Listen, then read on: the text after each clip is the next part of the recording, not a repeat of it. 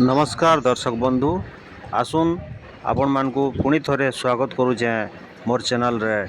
आज गोटे नुआ जगह के आमे बुली जिमा जेनटा कि अच्छे आमर 57 नंबर जातीय राजपथ बलांगीर बैरासर रास्ता रे पाखे अच्छे भद्रापाली छक रु आपण माने भीतर के पले आसबे 2 किलोमीटर भद्रापाली गाँव रे अच्छे ई शिव मंदिर टा बहुत पुरातन हेले एटा के नुआ करी बना ହେଇचे।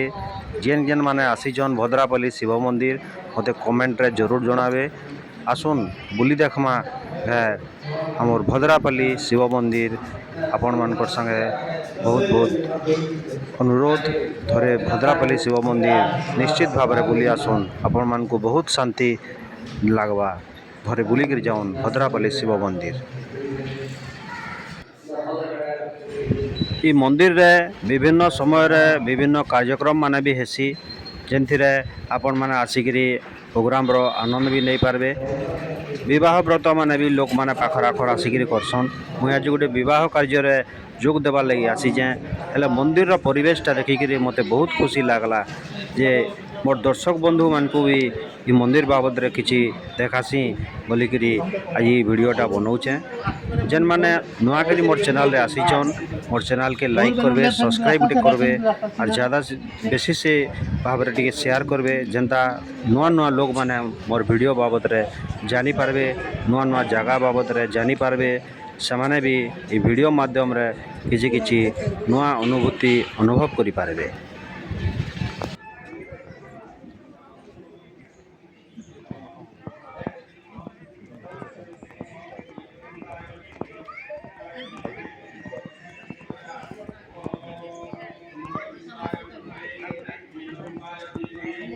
ई जगार गोटे बड़ भारी मंडपटे अच्छे जेने के नाम संकीर्तन हेसी और ई जगार आज विवाह कार्य संपन्न होचे आमे जेनथिरे जोग देवा लगी आसीचु। आपण माने देखुन मंडली परिसरटा केड़े बड़ आकार तैयारी होइचे।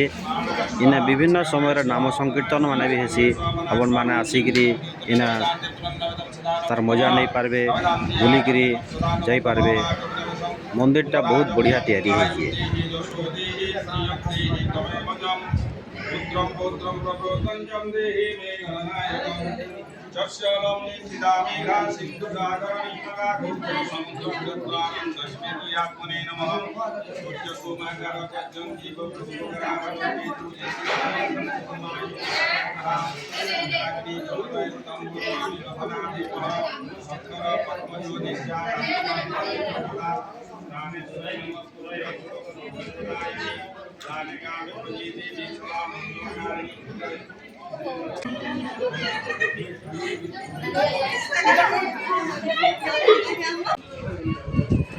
भद्रापाली शिव मंदिर लागिकरी इना माता दुर्गांकर गोटे मंदिर भी अच्छे।